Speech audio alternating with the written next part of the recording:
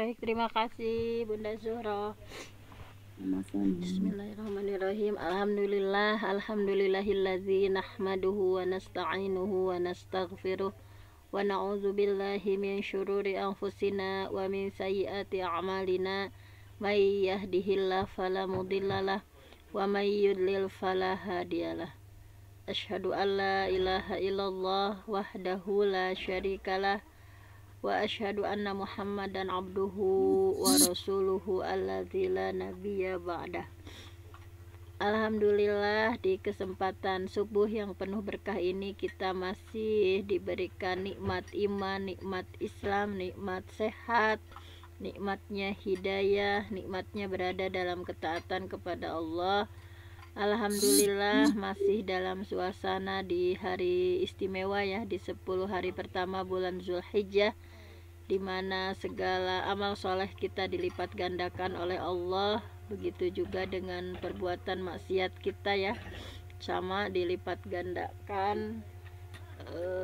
Oleh karena itu mudah-mudahan di 10 hari pertama bulan Zulhijjah ini, di hari istimewa, di hari-hari mulia ini, kita dibimbing oleh Allah untuk melakukan berbagai ketaatan, melakukan berbagai amal soleh, melakukan berbagai hal yang bisa mendekatkan diri kita kepada Allah Subhanahu wa Ta'ala. Dan alhamdulillah ya, ada Madam Hedi nih tadi, saya sangat bahagia sekali. Semoga cepat sembuh ya Madam dan semuanya. Mudah-mudahan kita para pecinta ilmu ini oleh Allah diberikan atau menjadi wasilah, dilancarkan ya segala urusan kita, keberkahan, berbagai halnya ya. Ya, terima kasih Madam sudah bergabung lagi sama kita. Terima kasih Dokter Femti untuk doanya. Iya. Cepat sembuh ya. Baiklah, untuk hari ini ya, biasanya kita mempelajari kitab Riyadhus Shalihin, tetapi karena ini di hari-hari 10 hari pertama bulan Zulhijjah, kemarin kita mempelajari amalan-amalan apa saja yang bisa kita lakukan ya untuk meningkatkan amaliyah ibadah kita di bulan Zulhijjah ini. Sudah kita bahas bersama di 2 hari kemarin. Dan untuk hari ini kita lanjutkan juga ya, masih seputar itu. Di antaranya kurban ya, di antaranya salah satu amalan istimewa gitu ya. Di antaranya adalah dengan berkurban. Baiklah, kita pelajari sama-sama. Untuk biasanya kita Riyadhus Shalihin, namun karena kita sedang memasuki hari-hari istimewa, makanya kita beralih ya pada pembahasan yang diperlukan sekali ya oleh kita. Mungkin untuk hari ini kita akan membahas sama-sama mengenai kurban. Dan tentang kurban ini sebetulnya kita sudah tidak aneh lagi ya. Kita sering menyebutnya kurban. Qarraba yuqarribu kurbanan, itu berasal dari bahasa Arab ya, mendekatkan. Nah, walaupun kalau dalam istilah ilmu syar'i itu istilahnya adalah al-udhiyah ya. Kurban itu istilahnya adalah al-udhiyah. Udhiyah ini adalah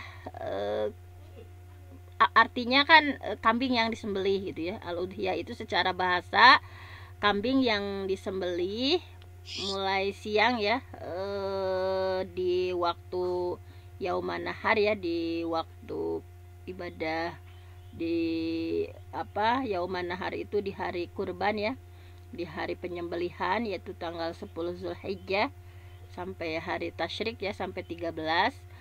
Nah, jadi istilah kurban itu dalam fikihnya itu adalah al-udhiyah intinya. Jamaknya al-adhahi gitu ya. Jamak dari udhiyah itu adalah al-adhahi. Nah, jadi kalau menurut syara, udhiyah itu pokoknya hewan ternak yang disembelih pada hari nahar ya. Hari nahar itu adalah Idul Adha, juga di hari-hari tasyrik ya, 11, 12, 13. Untuk apa tujuannya? Tadi kurbanan, untuk mendekatkan diri kepada Allah. Tentunya dengan ada syarat-syarat khususnya. Nah, kemudian apa dalilnya disyariatkan kurban? Nah, dalilnya disyariatkan kurban tentu saja ini sudah sangat terkenal ya, sering kita baca ayatnya, bahwa kurban di hari nahar atau Idul Adha, ini dalilnya adalah A'udzubillahi minasyaitonirrajim, fasholli li rabbika wanhar. Fasholli, maka dirikanlah salat, li rabbik, karena Tuhanmu, wanhar, dan berkurbanlah. Nah, ini ya di surah Al-Kautsar ayat 2, di antara tafsirnya adalah berkurbanlah ya, berkurbanlah yaitu pada hari raya Idul Adha atau Yaumun Nahar. Nah, di sini Ali bin Abi Thalhah ya menafsirkannya seperti itu, sama jumhur ulama juga menafsirkan seperti itu. Nah, kemudian ada hadis yang menguatkannya ya, yaitu hadis dari Anas bin Malik. Silahkan ada yang membaca tentang dalil perintah kurban ya. Seperti biasa ini kita belajar bareng saja untuk melancarkan. Ini share screen nggak? Screennya belum ada ya? Nggak ada. Belum. Kenapa tadi saya ngomong dari tadi belum share screen? Astagfirullahaladzim. Nah, ampun teu ngawartosan. Menawi tadi Umi bikin tentang hilang. Oh, Saya bikin tentang sengaja. ya Allah. Baik, ini sudah di share screen. Sudah, Bun? Ya. Sudah. Oh, ya, sudah ya. Ya baiklah, silahkan ada yang membacakan sekaligus menerjemahkan untuk melancarkan pembelajaran bahasa Arab kita. Silahkan. Bismillahirrahmanirrahim. Duha Rasulullah sallallahu alaihi wasallam bikabsyaini amlahaini aqronaini qala wa ra'aituhu yazbahuhuma biyadihi wa ra'aituhu wadi'an qadamahu ala sifahihima qala wa samma wa kabbaro. Baik, terima kasih. Ya, sok diterjemahkannya mau gimana? Udah Bunda Nunung silahkan diterjemahkan. Rasulullah Shallallahu Alaihi Wasallam berkurban dengan 2 ekor kambing, 2 ekor kambing kibas putih yang telah tumbuh tanduknya. Anas berkata, aku melihat beliau menyembelih 2 ekor kambing tersebut dengan tangan beliau sendiri. Aku melihat beliau menginjak kakinya di pangkal leher kambing itu. Beliau membaca Bismillah dan bertakbir. Baik, sudah ya, sudah dibaca oleh Bunda Nunung. Ini dalil mengenai kurban, bahwa hadis dari Anas bin Malik ya, beliau berkata, Duha Rasulullah sallallahu alaihi wasallam, Rasulullah berkurban dengan apa dalam hadis ini? Bikabsyaini ya, berkurban dengan 2 ekor kambing ya, amlahaini ya, yang jenisnya kibas putih, akorona ini yang sudah tumbuh tanduknya. Sebentar, ada yang masuk ya, yang sudah tumbuh tanduknya. Qala, kemudian Anas berkata, wa ra'aituhu, dan aku melihat beliau ya, yazbahuhuma, bahwa beliau itu menyembelih 2 ekor kambing tersebut, biadihi, dengan tangan beliau sendiri. Nah, subhanallah ya, Rasulullah itu pemimpin yang luar biasa. Jadi biadihi, dengan tangan beliau sendiri ya menyembelihnya.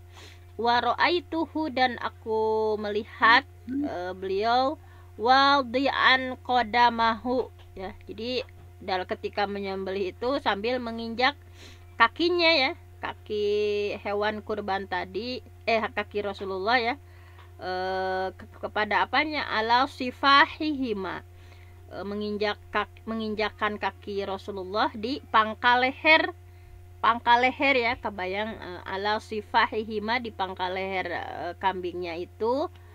Qala, sambil Rasulullah membaca wasamma ya, membaca apa, bismillah, wa kabbaro, kemudian Rasulullah bertakbir. Jadi dari ayat tadi ya, surah Al-Kautsar dan hadis dari Anas ini, sehingga semuanya bersepakat bahwa inilah dalil disyariatkannya kurban. Nah, baiklah, selanjutnya kita lihat keutamaannya. Nah, keutamaan kurban itu bahwa qarraba yuqarribu, qarraba itu kan artinya dekat ya, mendekatkan diri kepada Allah. Bahwa ibadah kurban adalah ibadah yang upaya kita untuk mendekatkan diri kepada Allah.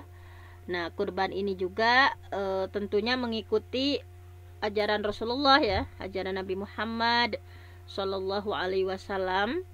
Nah, sehingga hukumnya ini adalah sunnah muakkad, sunnah yang amat dianjurkan gitu. Ini menurut jumhur ulama seperti itu. Jadi sunnah muakkad, sunnah yang amat dianjurkan. Nah, sebetulnya ada ya tentang keutamaan, ada hadis-hadis tentang keutamaan, namun tidak ada satupun yang sahih gitu. Kalau tentang sunnah muakkadnya itu semua ulama bersepakat, tetapi mengenai keutamaannya hadisnya tidak ada yang sahih gitu ya. Di sini dijelaskan oleh Ibnu Arabi bahwa tidak ada hadis sahih yang menerangkan keutamaannya kurban ini ya. Walaupun banyak sekali hadis yang begitu menakjubkan ya mengenai kurban, namun sangat disayangkan tidak ada yang sahihnya.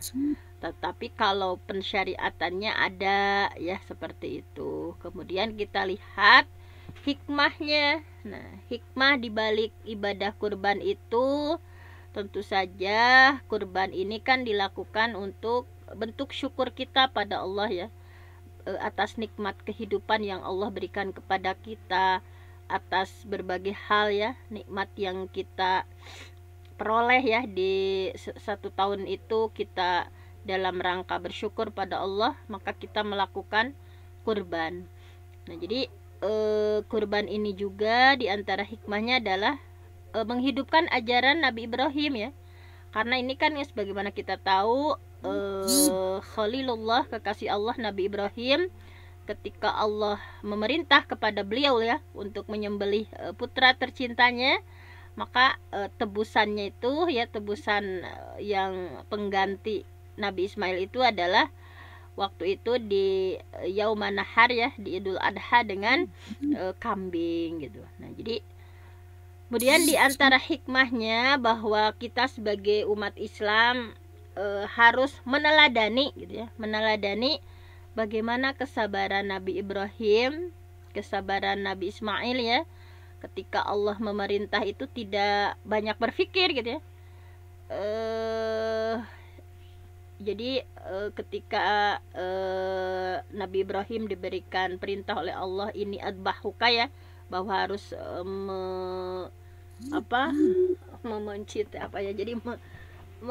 menyembelih putranya gitu ya, tanpa banyak berpikir. Nabi Ismail pun langsung menurut. Nah, jadi dari buah ketaatan kepada Allah ya, dan kecintaan kepada Allah itu betul-betul melebihi dari dirinya sendiri gitu, melebihi cintanya kepada anak gitu. Jadi subhanallah ya, dan ini pun harus kita teladani bagaimana Nabi Ibrahim, Nabi Ismail begitu mencintai Allah itu, perintah seberat apapun ditaati gitu ya. Nah, sehingga pengorbanan seperti ini yang bisa menyebabkan lepas dari cobaan atau ujian seperti itu. Sehingga yang sebelumnya Nabi Ismail akan disembelih, maka akhirnya seekor domba yang disembelihnya. Jadi sehingga kita sebagai umat Islam semuanya mengingat kisah ini gitu ya, harus dijadikan contoh kesabaran mereka bagaimana ketaatan kepada Allah itu tidak, kalau kita mah ketika ada perintah dari Allah itu ya, tadi subhanallah Madam Hedi sudah mampu ya saum dari tanggal 1 Zulhijjah ya, yang disunahkan itu subhanallah gitu ya. Tapi kan belum semuanya kita mampu ya. Terkadang kita dengan perintah Allah itu masih nimbang-nimbang gitu. Nah ini kalau Nabi Ibrahim sama Nabi Ismail begitu ketaatan kepada Allah itu didahulukan ya, kecintaan kepada Allah itu semuanya dijunjung tinggi daripada hawa nafsu dan syahwatnya. Jadi kalau kita kan terkadang masih dengan hawa nafsu kita, dengan syahwat kita, dengan syahwat duniawi kita ya, dengan harta yang ya itu terkadang sering mengalahkan ya, sering mengalahkan kita untuk ketaatan kepada Allah. Nah di momen ibadah kurban ini kita diingatkan betapa ketaatan kepada Allah, kecintaan kepada Allah itu melebihi dari segalanya. Nah, di sini kemudian selanjutnya adalah bahwa ibadah kurban itu lebih baik daripada sedekah dengan uang yang senilai dengan hewan kurban gitu. Jadi kemarin sudah dibahas juga ya bahwa ibadah kurban ini lebih baik daripada seseorang yang bersedekah dengan uang yang senilai dengan hewan kurban.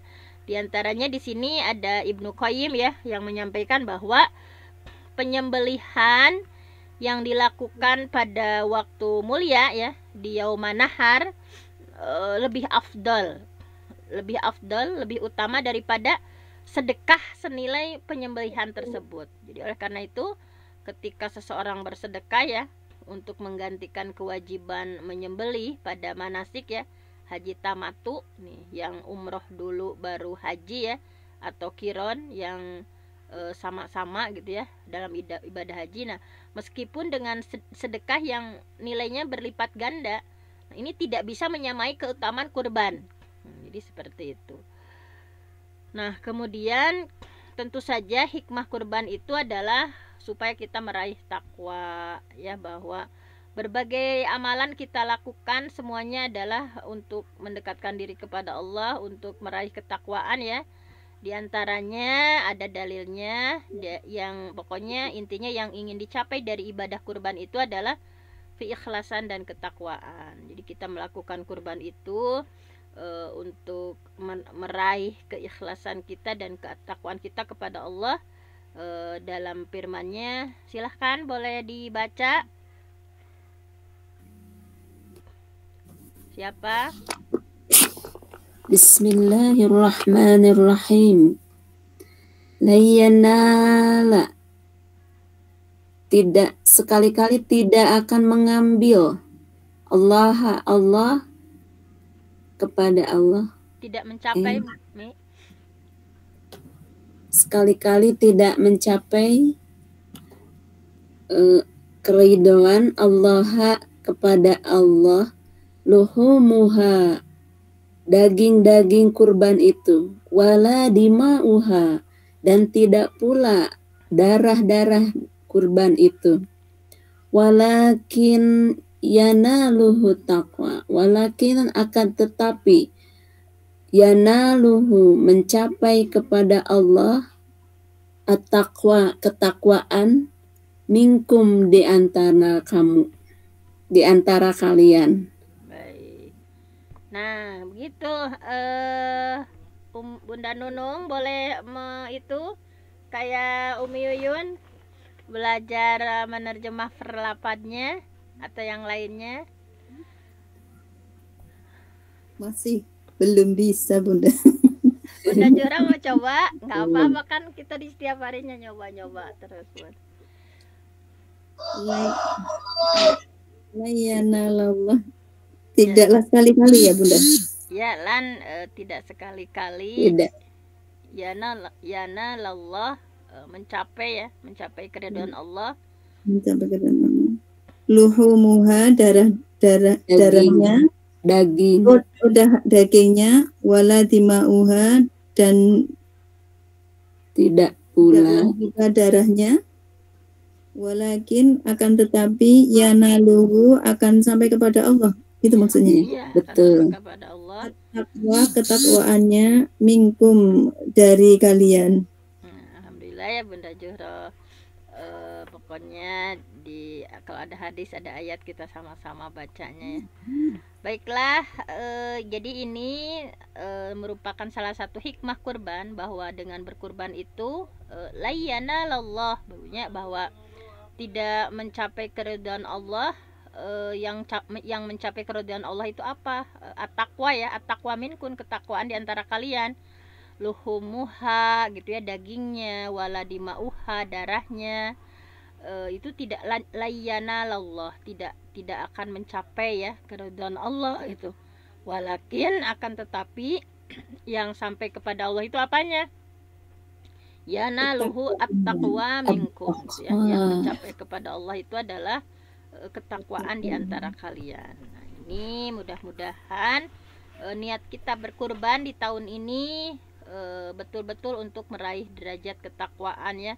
Saum kita untuk meraih derajat ketakwaan, sholat kita meraih derajat ketakwaan, berbagai hal kita lakukan untuk meraih derajat takwa. Nah, mudah-mudahan lebih bersemangat lagi dalam melakukan kurbannya. Nah, sekarang hukumnya. Nah, tadi sudah disebut-sebut sebetulnya ya. Hukum kurban itu adalah sunnah. Nah, ini ya menurut jumhur ulama, mayoritas ulama menyampaikan bahwa tidak sampai derajat wajib ya, ini adalah sunnah. Hadisnya dari Ummu Salamah, Rasulullah SAW bersabda. Nah, silahkan, boleh dari Umi dulu yang mencontohkan ya, nanti di yang lain dipersilahkan. Silahkan Mi. Bismillahirrahmanirrahim. Idza dakhalat, apabila telah masuk al-ashru 10 hari pertama dari bulan Dzulhijjah, wa arada, dan menginginkan, ahadukum, salah seorang di antara kalian, ayyudhhiya, untuk berkurban, fala yamassa, maka janganlah ia memotong, min sya'rihi, dari rambut kepalanya, wa basyarihi, dan rambut badannya, syai'an, sedikit pun. Baik, boleh yang lainnya satu orang lagi supaya ini membiasakan baca Quran, baca hadis. Silakan Bunda Rumah. Bismillahirrahmanirrahim. Idza dakhalat, apabila atau jika telah masuk al-asru 10 hari pertama dari bulan Zulhijjah, wa arada, dan ada keinginan, ahadukum, salah seorang di antara kalian, ayyudhhiya, untuk berkurban, fala yamassa, maka janganlah ia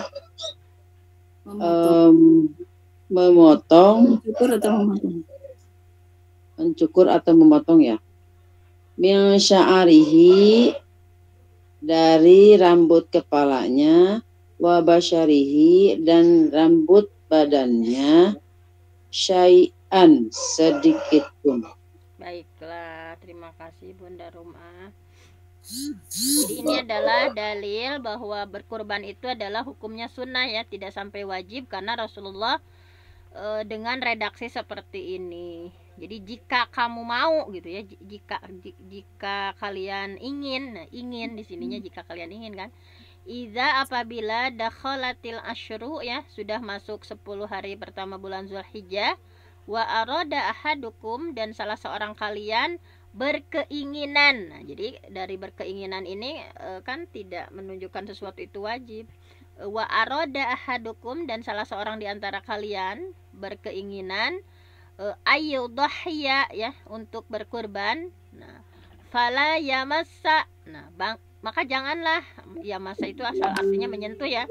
Janganlah menyentuh, maksudnya di sini janganlah memotong min sya'arihi, dari rambut kepalanya ya, rambut yang ada di kepala, wa basyarihi, dan rambut yang ada di badan, syai'an, sedikit pun. Nah, ini jadi Imam Syafi'i menyampaikan bahwa hadis ini menjadi dalil ya bahwasanya hukum kurban itu tidak wajib, karena Rasulullah kan jika kalian ingin menyembelih kurban gitu. Jadi bahasanya jika kalian ingin ya. Kalaulah menyembelih kurban itu wajib, maka tentu saja beliau akan bersabda, jangan memotong rambut hingga ia berkurban. Jadi tanpa didahului jika kalian ingin. Nah, karena ada kata-kata aroda, nah maka ini menjadi sunnah hukumnya. Kalau wajib tidak seperti ini redaksinya. Ini menurut para ulama, sehingga di sini ya. Nah, ini syarat berkurban itu tentu saja muslim, orang yang mukim ya, sedang di negerinya sendiri. Walaupun musafir juga sah ya berkurban, tetapi di sini ada keterangannya ya di beberapa hadisnya, orang yang sedang mukim walaupun yang musafir juga sah untuk berkurban. Kemudian berkecukupan ya, punya uang lebih untuk melakukan kurban, dan juga sudah balik, dewasa dan berakal.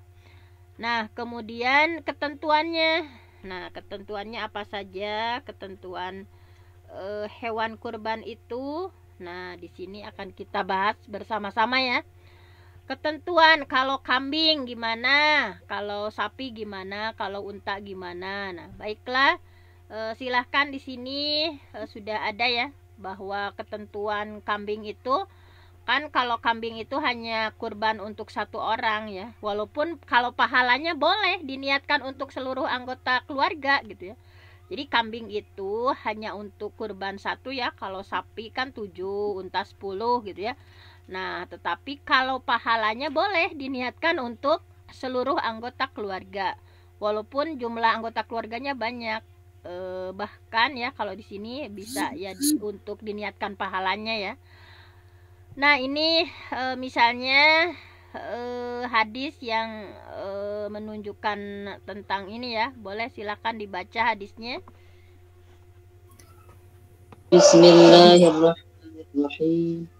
Kana ar-rajulu fi ahdin Nabi sallallahu alaihi wasallam yudhi bisyati anhu wa an ahli baitihi. Ya. Itu belum itunya terjemahnya ya Bunda, itu harus diperlihatkan ininya, silakan. Karena Ya, coba ini kan silakan. Zaman dahulu. Karena pernah ada. Ya, karena keadaan atau pernah ada bisa.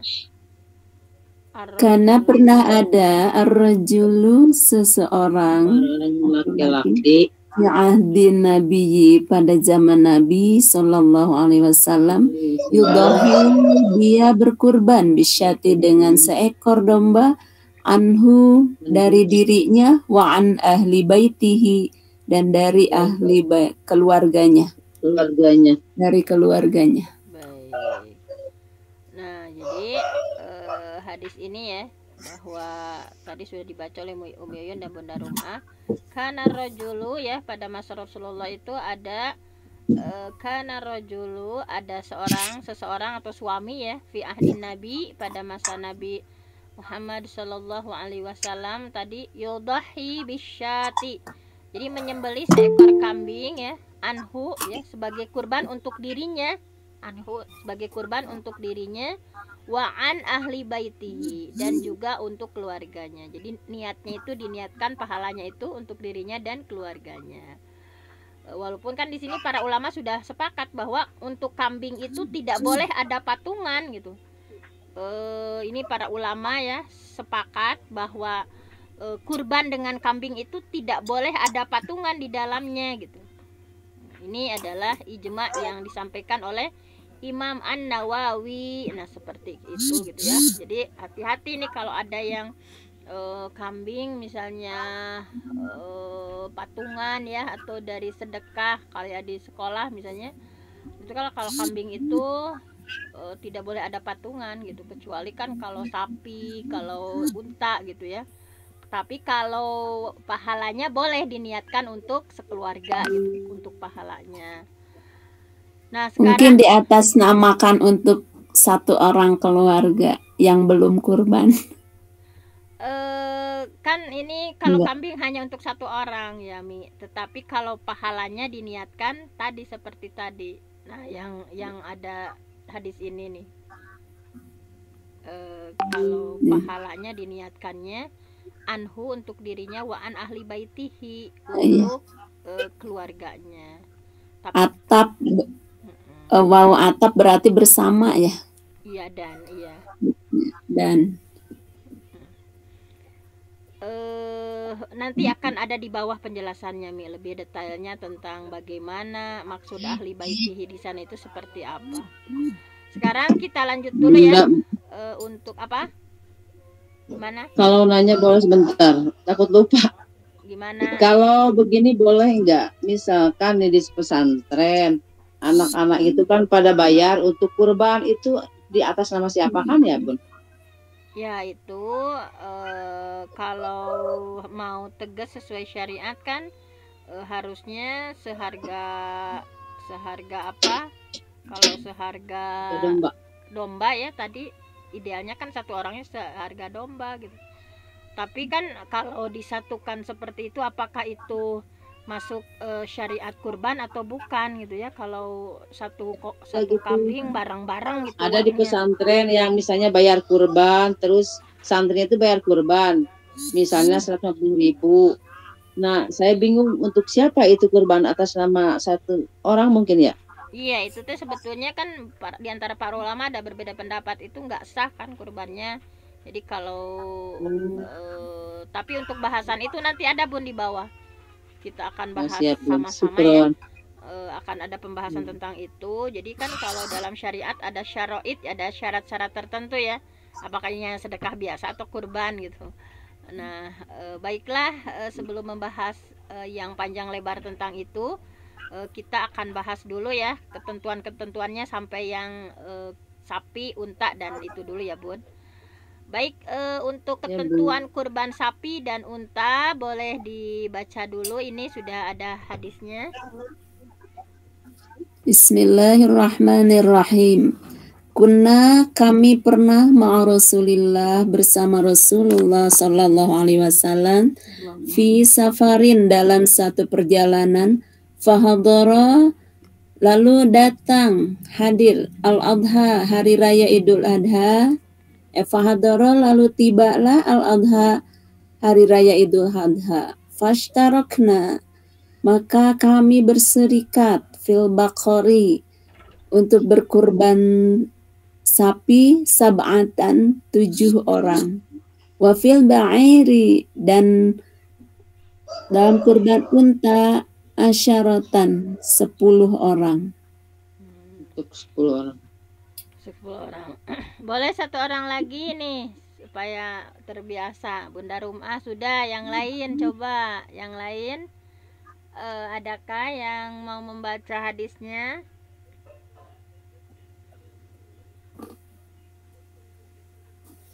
Saya Bun. Ya, silahkan. Bismillahirrahmanirrahim. Kunna ma'a Rasulillah sallallahu alaihi wasallam fi safarin fahadrul abha fastarokna fil baqarati sab'atan wa fil ba'iri asyaratan. Dahulu kami pernah bersafar bersama Rasulullah SAW. Lalu tibalah hari raya Idul Adha, maka kami pun beristirahat, berserikat 10 orang untuk, mana lagi artinya? Untuk menyembeli untuk 10 orang ya. Ya. Baiklah. Terima kasih. Ini Bu Aini ya? Bun Nani ya? Bunda Pupu. Bunda Pupu, ya Allah, udah segitu suara nahan. Tetangga negara Garut. Hatur nuhun Bunda Pupu. Sami Bunda Dokter. Nah ini kita sama-sama ini yang mempelajari hadis, bagaimana ketentuannya. Di sini kunna, bahwa dulu kami ya, keadaan kami ma'a Rasulillah sallallahu alaihi wasallam, bersama Rasulullah sallallahu alaihi wasallam, fi safarin, dalam satu safar ya, dalam satu bepergian. Fahadarul adha ya, maka hadara ya, tiba ya, maka tibalah al adha, hari raya Idul Adha. Fashtarokna, nah kemudian kami berserikat ya, jadi berserikat ngempal menye, bersekutu, berserikat fil baqarah ya, dalam sapi itu berapa orang? Sab'atan ya, 7 orang kalau sapi mah. Wa fil ba'ir, dan kalau dalam unta itu berserikatnya asyaratan, 10 orang gitu. Nah ini di sini ya mengenai ketika kita kurban sapi dan atau unta ataupun kambing ya, tadi seperti itu ketentuannya. Kalau kambing mah 1 orang ya, kalau sapi mah untuk 7 orang, kalau unta mah untuk 10 orang. Nah di sini yang ikut urunan kurban sapi atau unta, jadi sama, masing-masing boleh meniatkan untuk dirinya dan keluarganya gitu. Kalau meniatkan pahalanya boleh. Yang ikut urunan kurban sapi ataupun unta pun sama dengan yang tadi, dengan sendiri, dengan kambing. Jadi boleh diniatkan untuk dirinya dan keluarganya. Nah di sini ada 1 kurban bisa untuk 1 keluarga, menegaskan yang tadi. Boleh, silakan, ini ada hadisnya. Siapa yang ingin membacakan? Saya, Bu. Ya, silahkan. Bismillahirrahmanirrahim. Sa'altu, aku bertanya, Abu Ayyuba, kepada Abu Ayyub Al-Ansari, kaifa kanat ad-duhaya, bagaimana kurban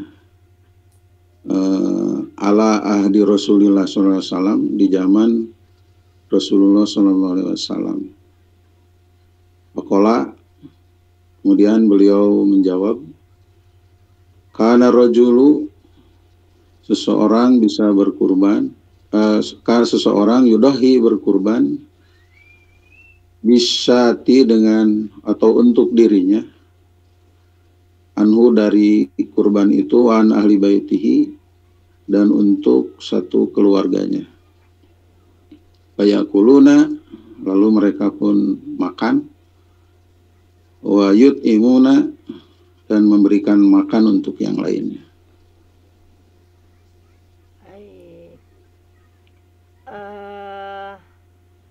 Terima kasih ya, ini sama Ustadz Tika ya. Iya, Bu. Terima kasih sudah memperkuat barisan pejuang subuh. Terima kasih ya Ustadz. Nah, baiklah, kita ulas juga ya sama-sama. Tadi ya ini bahwa 1 kurban itu bisa untuk 1 keluarga, diniatkan pahalanya. Hadisnya dari Atha bin Yasar, ia berkata, sa'altu, aku pernah bertanya, Aba Ayyub Al-Ansari ya, bertanya kepada siapa? Kepada Ayyub Al-Ansari. Kaifa ya, bagaimana ya, kaifa, bagaimana, kanat ad-duhaya ya, bagaimana kurban ala ahdi Rasulillah, bagaimana kurban pada masa Rasulullah SAW.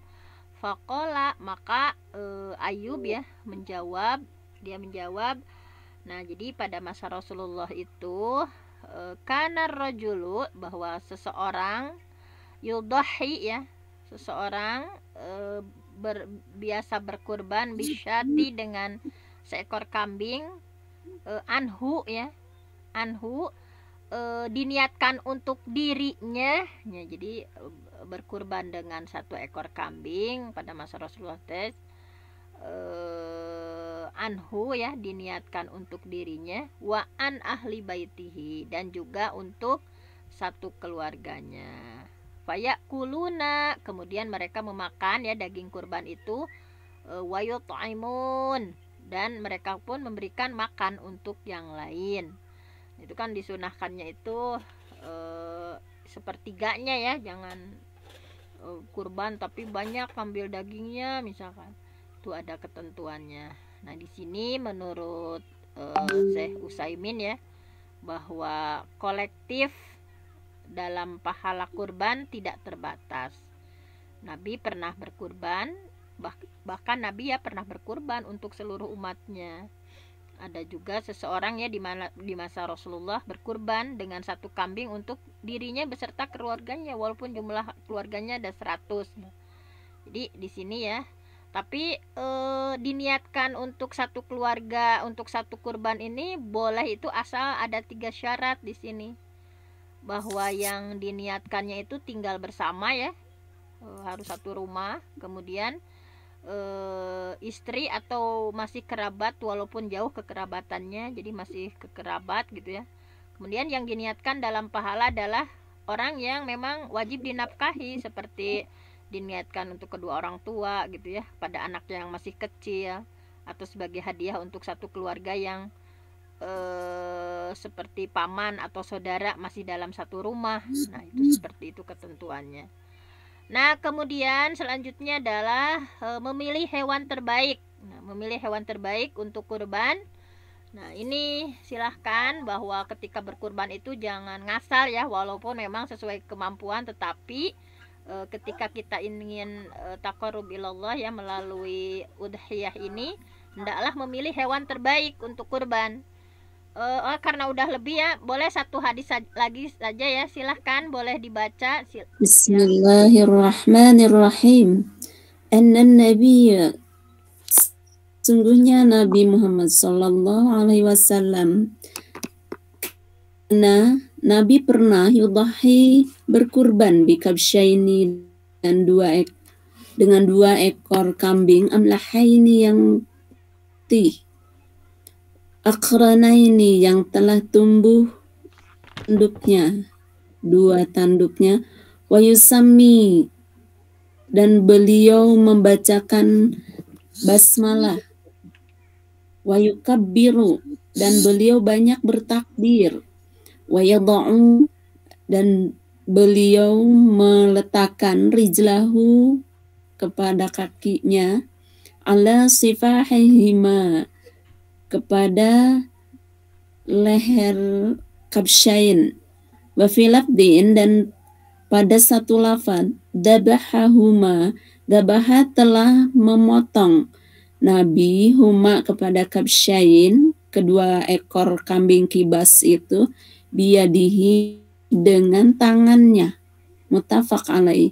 Wa filafdin, pada 1 lafaz yang lain, saminaini, kepada 2 kambing yang gemuk ya, wali abi awanah, dan dalam lafaz dari abi awanah, dalam lafaz abi awanah, fi sahihi, dalam sahihnya abi awanah, samin ini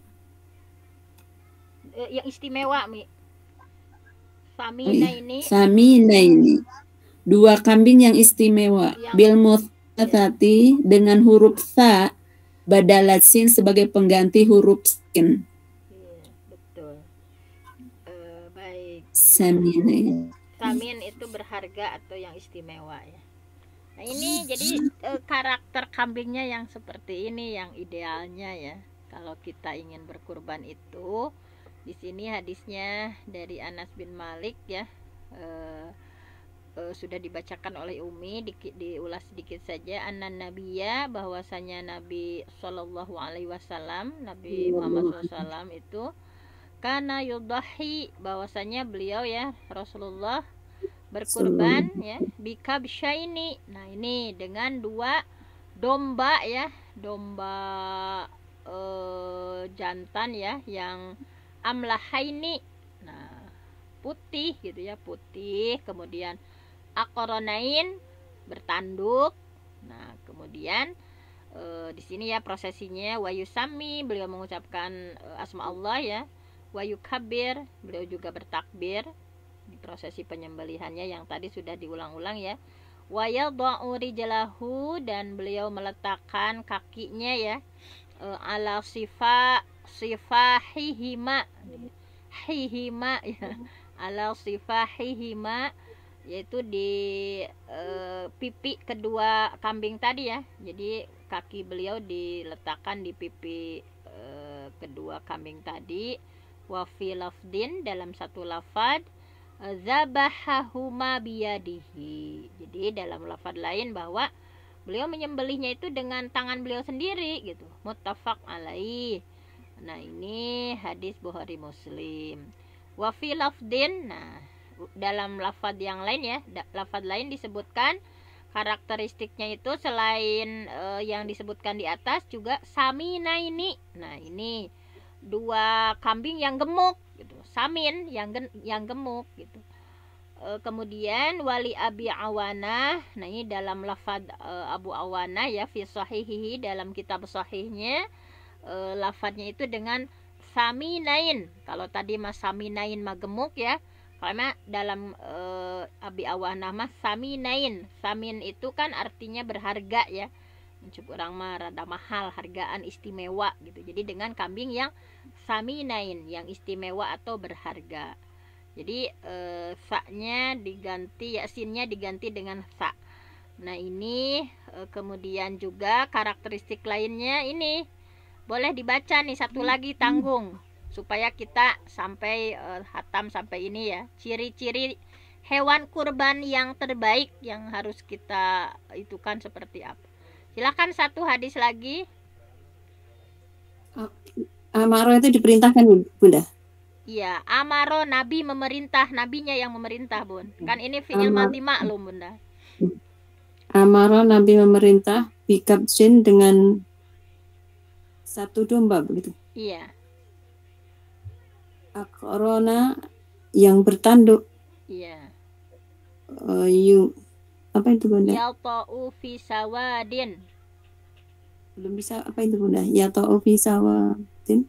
Artinya apa, Bunda? Nah, itu ada di terjemah, Bun. Nabi pernah memerintahkan agar di kukunya ambilkan. Hitam. Oh, kukunya hitam. Domba jantan bertanduk, kukunya hitam. Iya, kukunya hitam. Waya beruku fi sawadin, perutnya hitam. Wayang duru fi sawadin. Ya, silakan Bunda itu, Bunda Zuhroh diitukan. Kan ini mah terjemah lepas, Bun, nggak usah terjemah terjemah lepas aja sesuai yang ada di sini. Boleh. So. Apa ini, Bunda? Mana setelah ya ta'u wa ya beruku ya ta'u fi sawadin wa yabaraku fi sawadin wa yanzuru fi sawadin liyudahi bihi. Nabi pernah memerintahkan agar diambilkan kibas domba jantan bertanduk, kuku dan perutnya hitam dan sekeliling matanya hitam, lalu kibas tersebut dibawa ke hadapan beliau sallallahu alaihi wasallam untuk dijadikan korban. Nah, itu ya, di antara ciri-ciri hewan terbaik untuk dijadikan kurban. Di sini hadisnya dari Aisyah ya, bahwa amaro bikabasin, Rasulullah memerintah ya untuk dibawakan seekor kambing ya, yang seperti apa. Nah, ini yang akrona ya, bertanduk, yang sudah tumbuh tanduknya ya. Kemudian yalta'u fi sawadin, kukunya hitam. Waya beruku fi sawadin ya, perutnya hitam. Wayanduru fi sawadin, sekeliling matanya hitam. Nah, ini liudahya bihi, kemudian kambing tersebut ya dijadikan kurban. Ini nah, sehingga bisa disimpulkan hadis dari kedua tadi ya.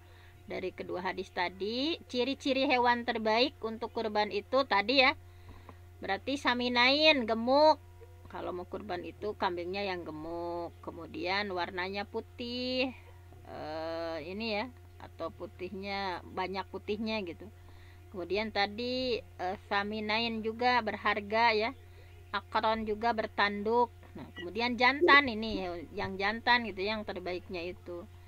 Kemudian kuku dan perutnya hitam, sekeliling matanya hitam, terbayang nggak? Nah, ini adalah tetapi ya, namun nah di sini berkurban dengan hewan yang tidak bertanduk pun sebetulnya sudah sah.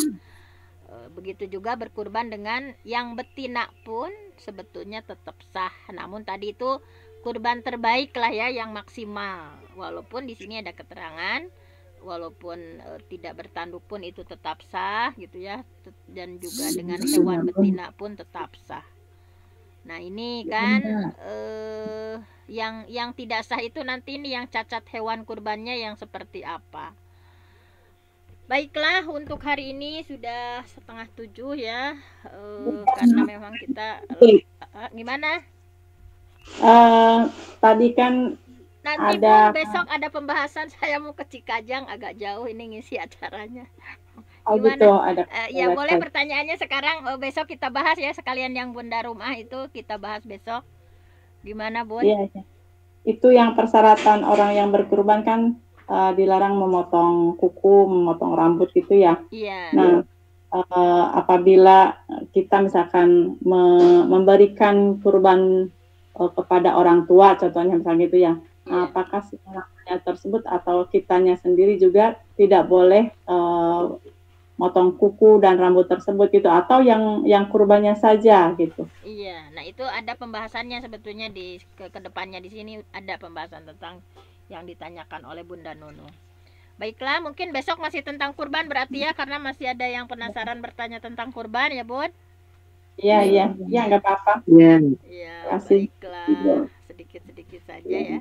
Mohon maaf hari ini terus Jumat Sabtu ke Cikajang Bun agak lumayan jauh. Terima kasih atas kebersamaannya. Saya mohon ampun sama Allah, yang benar datangnya dari Allah, yang salah dari saya sendiri. Mudah-mudahan ikhtiar kita untuk memahami satu hadis, dua hadis, satu ayat, dua ayat, untuk lebih mendekatkan diri kepada Allah, memahami setiap kalamnya, memahami setiap kaul Nabi, supaya hati kita terpaut dengan Allah, hati kita terpaut dengan Rasulullah. Mudah-mudahan ikhtiar kita di setiap pagi ini menjadikan wasilah ya, kita dibimbing oleh Allah Subhanahu wa taala, dan kita lebih mencintai Rasulullah Shallallahu alaihi wasallam.